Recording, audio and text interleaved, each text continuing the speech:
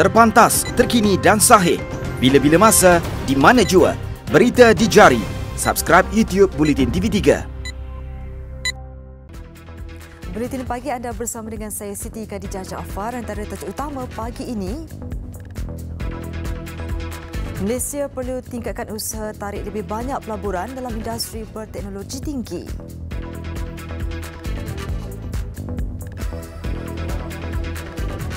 Juga lebih 100 terkorban dalam serangan udara di pusat tahanan di Yaman.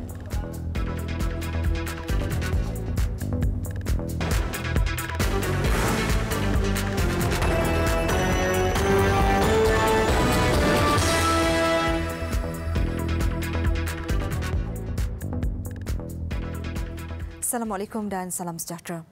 Zaman setiap negara memiliki sebuah syarikat penerbangan nasional sudah berlalu. Itu yang dijelaskan oleh Perdana Menteri Tun Dr. Mahathir Mohamad yang berkata Malaysia masih boleh memiliki syarikat penerbangan nasional tetapi ia tidak semestinya dimiliki oleh kerajaan. Dalam satu artikel yang disiarkan Going Places, majalah penerbangan Malaysia Airlines, Tun Dr. Mahathir berkata, ketika ini setiap negara boleh mempunyai beberapa syarikat penerbangan. Salah satu daripadanya boleh dikenali sebagai syarikat penerbangan nasional tetapi boleh dikendalikan oleh sektor swasta. Beliau menjawab soalan mengenai sama ada masih ada nilai untuk memiliki sebuah syarikat penerbangan nasional selain daripada semangat patriotisme atau kebanggaan. Malaysia Airlines yang bermasalah dilaporkan sedang mengkaji beberapa option untuk mengatasi kerugian dalam industri penerbangan yang kompetitif. Perdana Menteri turut memaklumkan sebab utama beliau sentiasa terbang dengan Malaysia Airlines adalah untuk menikmati makanan yang dihidangkan dalam penerbangan.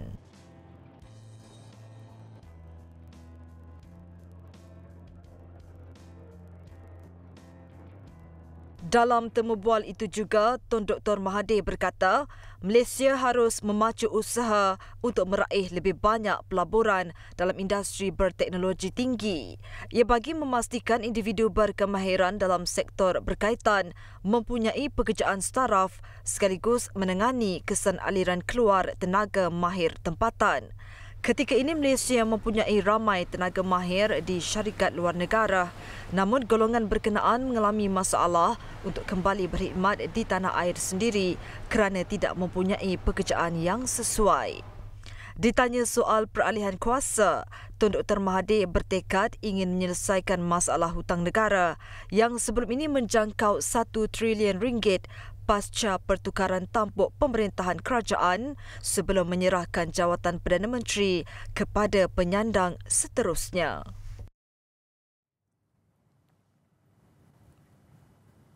Operasi mencari lelaki warga emas yang dikhuatiri maut dalam kebakaran besar di Sungai Lembing pagi kemarin dihentikan sementara. Keputusan itu dibuat ekoran tiada petunjuk baru diperoleh sehingga petang semalam. Penolong pengarah bahagian operasi kebombaan dan penyelamat Jabatan Bomba dan Penyelamat Pahang Ismail Abdul Ghani berkata, siasatan kes itu diserahkan kepada polis atas kapasiti orang hilang untuk tindakan selanjutnya.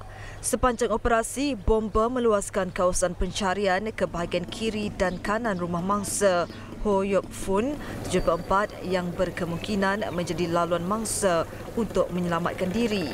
Hasil daripada pencarian bukan sahaja di kawasan yang kedai yang pertama kita jangka ataupun dipercayai bermulanya api dan tempat di mana mangsa yang pertama ditemui, tetapi kita luaskan lagi kawasan pencarian iaitu di sebelah kiri dan kanan kedai yang terlibat dan juga di kawasan-kawasan belakang yang ada potensi di mana kemungkinan mangsa melarikan diri tetapi masih lagi negatif setakat ini.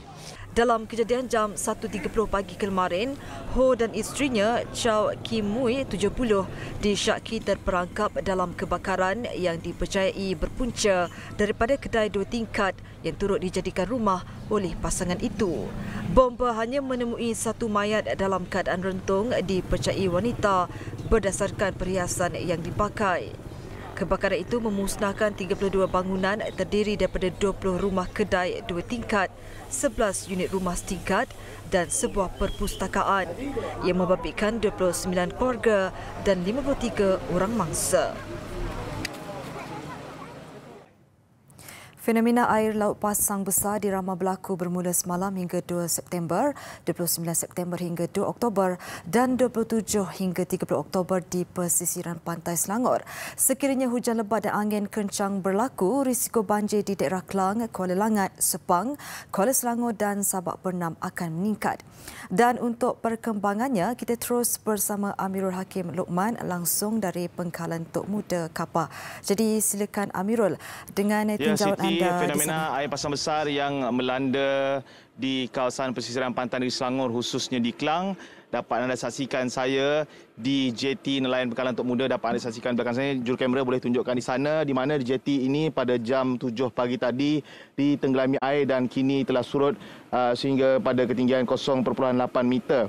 Dan melalui tinjauan saya juga di sekitar kawasan ini juga dapat saya katakan air naik pada seawal pagi tadi dan kini telah surut dan akan dijangka naik kembali pada jam 8 malam nanti. Dan untuk memberikan maklumat selanjutnya berkenaan fenomena air pasang besar ketika ini, Ketua Jabatan Bomba dan Penyelamat Daerah Klang, Tuan Samsul Ma'rif Saibani. Baik, terima kasih Tuan. Berkenaan fenomena air pasang besar ini dapat saya tanyakan kepada Tuan, bagaimanakah mungkin pemantauan daripada pihak bomba daripada semalam dan pada hari ini?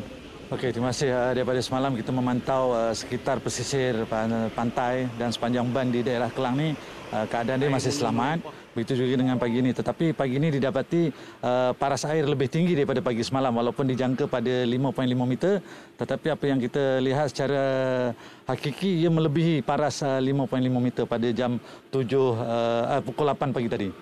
Berkenaan operasi pihak bomba pula, bagaimana? Mungkin ada langkah-langkah berjaga-jaga yang dilakukan oleh pihak bomba sendiri untuk mengatasi air pasang besar ni? Kita sentiasa berhubung dengan ketua-ketua kampung dan juga penghulu di sekitar kawasan Kelang ini melalui kerjasama Jabatan Polis, APM, unit pengurusan bencana. Sekiranya ada bencana yang melanda, kami akan maklumkan daripada masa ke semasa untuk disampaikan kepada orang kampung dan orang kampung dapat dipindahkan dan sekiranya berlaku banjir. Daripada hari ini mungkin pada sebelah malam, bagaimana jangkaan Tuan pula? Pada malam ni air dijangka naik semula pada ketinggian 5.3 meter jam 8 malam. Jadi pada jam 8 malam tu kita akan membuat pemantauan sebelum jam 8 malam lah, bermula daripada pukul 6, 7 sehingga 8 dan sehingga pukul 10 baru kita menyelesaikan tugas pemantauan pada malam ini. Baik, terima kasih Tuan di atas maklumat itu. Ya, daripada pemantauan saya juga di sekitar JT Nelayan Pengkalan Tok Muda ini, beberapa premis juga ditenggelami air sebentar tadi pada ketinggian 5.5 meter dan pada ketika ini pihak berkuasa seperti bomba sedang melakukan langkah-langkah berjaga-jaga untuk melihatkan kepada agar keadaan tidak menjadi lebih buruk dan memberikan tanda-tanda awal amaran kepada penduduk di sekitar pesisiran pantai negeri Selangor. Saya rasa itu saja daripada saya. Kembali kepada Siti Khatijah di Sri Pitah. Silakan. Terima kasih Amirul langsung dari Kapar. Seterusnya, semua pusat membeli belah seluruh negara digalak untuk menyertai rakan perpaduan Jabatan Perpaduan Negara dan Integrasi Nasional. Menteri di Jabatan Perdana Menteri P. Wetamurti berkata inisiatif itu bagi memupuk semangat perpaduan dalam kalangan rakyat termasuk pelaksanaan program kebudayaan dan mempromosikan makanan rakyat berbilang bangsa di lokasi terpapit. Pada hujung minggu kebiasaannya, kalau kita ambil kira, saya difahamkan lebih kurang 70% daripada rakyat Malaysia mengunjungi mall. Jadi ini adalah tempat pertemuan masyarakat antara berbilang kaum. Jadi kita ambil kesempatan ini berkolaborasi dengan mall-mall ini untuk turut serta dalam usaha kerajaan untuk memupuk perpaduan di kalangan rakyat berbilang kaum yang datang ke mall ini. Beliau ditemui selepas melancarkan program National Unity Week bersama IOI City Mall di Putrajaya semalam. Pihaknya turut mencadangkan supaya Badan Bukan Kerajaan dan Persatuan Kesenian mengadakan pameran di pusat beli belah rakan perpaduan bagi menjelaskan cara hidup dan adat resam masyarakat majmuk di negara ini. Dalam majlis sama, Wita turut menyampaikan sujud kepada wakil IOI City Mall kerana dilantik sebagai rakan perpaduan pertama.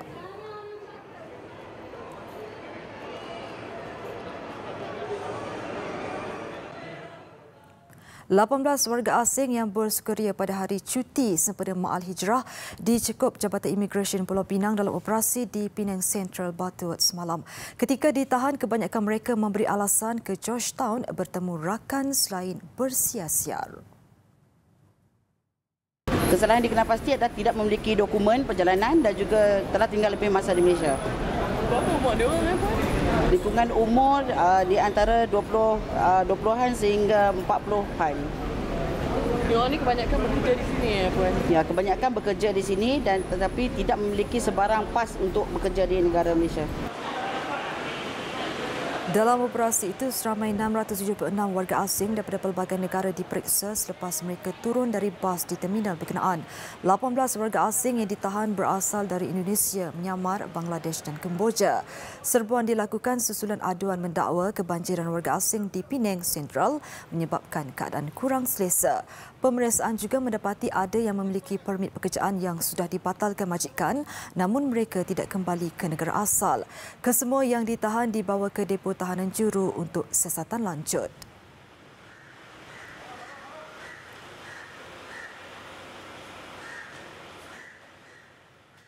Seramai 432,959 usahawan tempatan termasuk orang kelainan upaya OKU dan bekas panduan menerima manfaat pembiayaan perniagaan daripada tabung ekonomi kumpulan usaha niaga Tekun Nasional dengan nilai keseluruhan RM5.5 bilion sejak penubuhannya pada tahun 1998 hingga Julai lepas. Timbalan Menteri Pembangunan Usahawan Datuk Dr. Muhammad Hatta Muhammad Ramli berkata, daripada jumlah itu Tekun Nasional mengagihkan sebanyak RM6.3 juta kepada 565 usahawan OKU dan hampir setengah juta ringgit kepada 34 usahawan terdiri daripada bekas panduan. Untuk tahun ini sahaja Tekun Nasional memperuntukkan RM3 juta bagi pembiayaan kepada golongan OKU. Selain itu, Tekun Nasional turut mengadakan program bersama Jabatan Penjara Malaysia dengan peruntukan RM2 juta pada tahun ini bagi membantu golongan bekas panduan memulakan kehidupan baru. Bila kerja banyak je. Dia senang untuk cari kita. So student banyak jadi banyak. Suruhanjaya Hak Asasi Manusia Malaysia Suhakam mengesyorkan penggunaan indeks kemiskinan pelbagai dimensi MPI dalam rancangan pembangunan 5 tahun yang akan datang bagi mengira kadar kemiskinan di Malaysia. Suhakam dalam satu kenyataan berkata pengiraan itu lebih tepat dan berkesan berasaskan kepada penafian hak berkaitan pendidikan, kesihatan dan taraf kehidupan yang berkadaran melalui pengiraan kadar kemiskinan yang melangkaui dimensi pendapatan. Menurut kenyataan itu, pengiraan kadar kemiskinan yang lebih tepat membolehkan pembuat dasar mengenal pasti dan menyasarkan program pembasmian kemiskinan kepada isi rumah, kumpulan dan individu. Baru-baru ini, pelapor khas Pertubuhan Bangsa-Bangsa Bersatu PBB berhubung kemiskinan tegar dan hak asasi manusia Philip Alston mendakwa kadar kemiskinan Malaysia pada 0.4% adalah tidak tepat.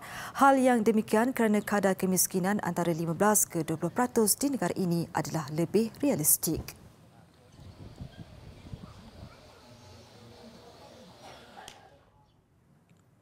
Kongres Kesatuan Sekerja Malaysia MTUC menggesa kerajaan memperkenalkan pemberian allowance kos sara hidup KOLA bulanan RM500 atau lebih kepada pekerja swasta menerusi Belanjawan 2020 selain meningkatkan had umur bersara mandatori kepada 65 tahun. Dalam satu kenyataan, MTUC berkata cadangan Belanjawan 2020 yang akan dibentangkan di Parlimen pada 11 Oktober itu juga perlu merangkumi program mesra rakyat. Ia supaya dapat meningkatkan tahap ekonomi mereka yang terpinggir. Setiausaha Agungnya J. Solomon berkata cadangan pemberian KOLA itu adalah antara saranan yang dikemukakan oleh MTUC kepada kerajaan pada 26 Ogos lalu untuk dipertimbangkan. Katanya pemberian KOLA itu juga tidak boleh ditangguhkan lagi berikutan tekanan kos sara hidup yang kian meningkat. Selain itu, Solomon berkata had umur persaraan juga harus dinaikkan kerana gaji rendah itu menyebabkan pekerja tidak memiliki simpanan mencukupi untuk menampung usia persaraan panjang dengan mengambil kira purata jangka hayat rakyat negara ini yang dijangka meningkat kepada 80 tahun. Besar impaknya. Selepas hasilnya, Pantas menampilkan prosiding ini secara dalam keuangan maya. Berita di Jari. Subscribe YouTube Bulletin TV3. Luar negara. Lebih 100 orang dipercayai terbunuh dalam beberapa serangan udara dilancarkan oleh tentera pakatan diketuai Arab Saudi ke atas sebuah pusat tahanan di Damar, Selatan Sana'a, ibu kota Yaman. Serangan terbabit turut mencederakan 40 banduan yang lain. Perkara berkenaan disahkan oleh Jawatan Kuasa Palang Merah Antarabangsa ICRC. Menurut kenyataan dibuat tentera pakatan, serangan menyasarkan kemudahan pemberontak Houthi yang menempatkan drone dan peluru berpandu. Bagaimanapun, Houthi dalam kenyataan balasnya menjelaskan serangan terbabit meruntuhkan sebuah bangunan penjara. Operasi mencari dan menyelamat mangsa masih diteruskan, terutama di bawah sisa runtuhan. Angka korban dijangka bertambah dari semasa ke semasa seiring dengan penemuan terbaru oleh anggota penyelamat.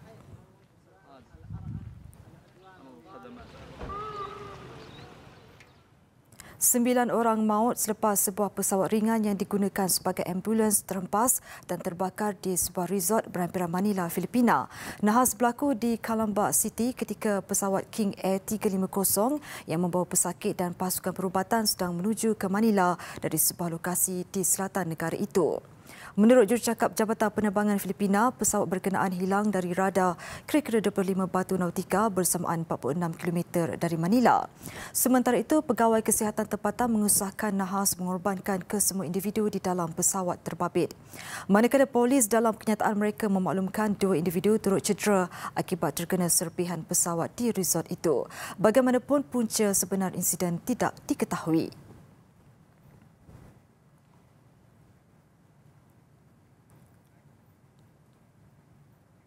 Krisis di Asia Barat berterusan membabitkan tentera rejim Zionis dan kumpulan Hizbullah di Lubnan.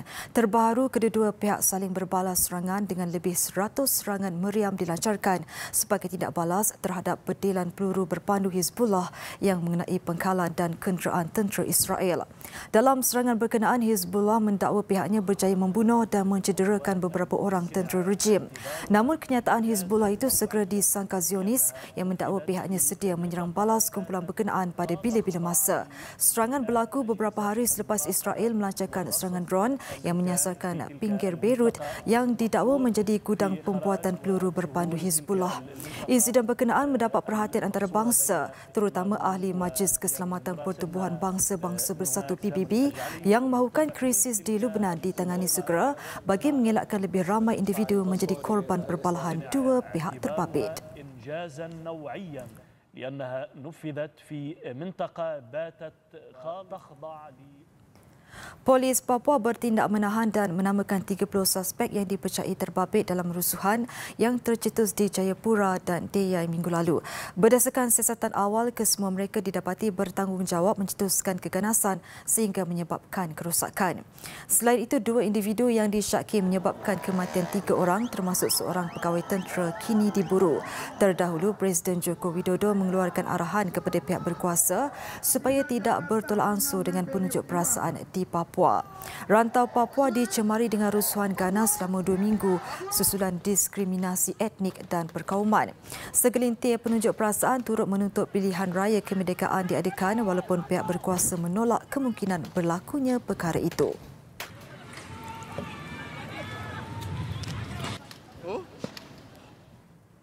Tentera Myanmar akan membicarakan anggotanya di Mahkamah Tentera sekiranya didapati terbabit dalam kekejaman di Rakhine melalui kempen pembersihan etnik 2017. Ia susulan penemuan terbaru dalam siasatan kes berkenaan yang menunjukkan kegagalan beberapa anggotanya mematuhi arahan ketika operasi dijalankan. Mahkamah itu yang dianggotai seorang pegawai berpangkat Major General dan 2 kolonel dibentuk Mac lalu bagi membicarakan kes tuduhan pembunuhan beramai-ramai, rogol dan kebakaran disengajakan. Tuduhan dikemukakan hasil penyiasatan dan pengumpulan data oleh Pertubuhan Bangsa-Bangsa Bersatu dan Badan Pemerhati Hak Asasi Manusia. Tahun lalu, misi PBB mencadangkan supaya Ketua Komandan Myanmar Min Aung Hlaing dan 5 jeneral lagi dibicarakan dan dijatuhi hukuman jenayah paling teruk di bawah Undang-Undang Antarabangsa.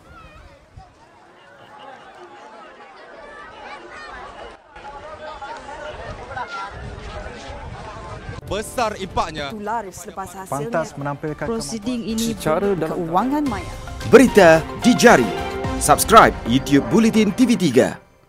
Sukan. Dua perlawanan Liga Perdana Inggeris berlangsung malam tadi bagi melengkapkan aksi keempat musim baru 2019-2020. Everton yang terlebih dahulu melayan kunjungan Wolves di Goodison Park berjaya mengutip 3 mata penuh selepas mencatat kemenangan 3-2. Sementara Arsenal dan Tottenham Hotspur sekadar berkongsi 1 mata selepas terikat 2-2. Beraksi di Emirates, Arsenal terpaksa bangkit 2 kali untuk mengikat Tottenham 2-2. Ketinggalan 0-2 menerusi jaringan pemain tengah Tottenham, Christian Eriksen pada minit ke-10 dan Harry Kane menyudahkan sepakan penalti pada minit ke-40. Arsenal berjaya merapatkan jurang gol pada masa kecederaan separuh masa pertama menerusi Alexandre Lacazette. Masuk babak kedua, penguasaan penuh yang ditampilkan Arsenal nampaknya menjadi apabila Pierre-Emerick Aubameyang berjaya menyamakan kedudukan 2-2 pada minit ke-71. Dan selang 8 minit kemudian, Arsenal bagaikan diambang kemenangan selepas pemain pertahanan Sokratis mudah menolak masuk hantaran Sheet Kolasinac. Namun jaringan itu dibatalkan kerana offside selepas dikesan melalui video bantuan pengadil VAR. Kekal 2-2 sehingga tamat masa permainan. Keputusan seri itu bagaimanapun memadai buat kedua-dua pasukan apabila Arsenal kembali berada dalam kelompok 5 pasukan terbaik sementara Tottenham naik ke tangga ke-9 Liga. Pasukan kebangsaan kembali berada dalam mood terbaik bagi memulakan kempen pusingan 2 kelaikan Piala Dunia 2022, Piala Asia 2023 3 hari lagi. Ini selepas emosi barisan Harimau Melaya dilihat sudah pulih dari kekecewaan tewas 0-1 kepada Jordan Jumaat lalu pada sesi latihan semalam. Menambah ceria pasukan dan jurulatih Tan Cheng Ho adalah kembalinya pemain tengah Muhammadu Sumareh menyertai latihan penuh pasukan. Sumareh tetap disenaraikan dalam 24 pemain yang akan dibawa bertandang ke Jakarta bagi menentang Indonesia Khamis nanti, sekalipun belum lagi betul-betul pulih daripada kecederaan pangkal paha.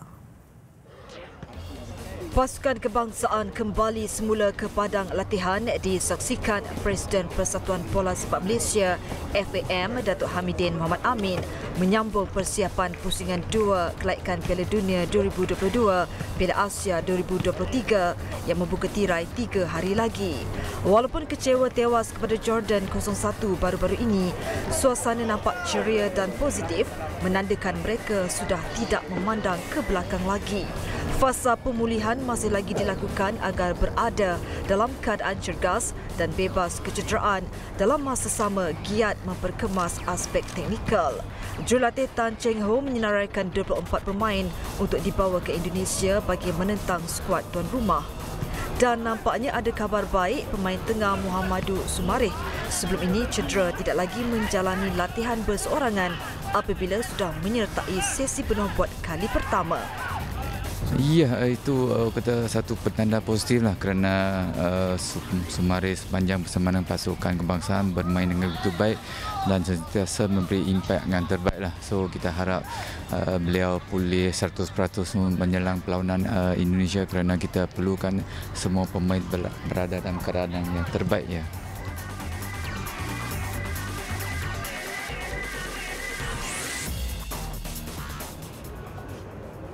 Dalam pada itu, perkembangan terbaru ini turut melegakan pemain naturalisasi pertama negara Muhammadu Sumareh yang tidak mahu ketinggalan dalam aksi pertama kelaikan penting Khamis depan. So I've rested for a little bit and then now I'm much better compared to the first day I came. So there's a lot of progress, so I think I'm ready. Ini kali pertama pemain tengah dari Pang itu mengikuti latihan penuh sejak menyertai kem kebangsaan 25 Ogos lalu. Kecederaan pangkal paha menyebabkan dia terlepas beberapa perlawanan terakhir bersama Pahang dan juga skuad negara sewaktu menentang Jordan. Penyertaan semula Sumareh memberi lebih pilihan untuk jurulatih Tan Cheng Ho mempelbagaikan kombinasi serangan dari sayap negara yang diisi 9 lagi pemain lain seperti Muhammad Hadin Azman dan Muhammad Akhyar Abdul Rashid. So saya masuk second half, so maybe kalau first saya akan boleh bagi banyak lagi. So time pun belum cukup lagi. So kalau saya dapat versi, saya akan tunjuk lagi baik. So saya kena adapt dengan tim dulu.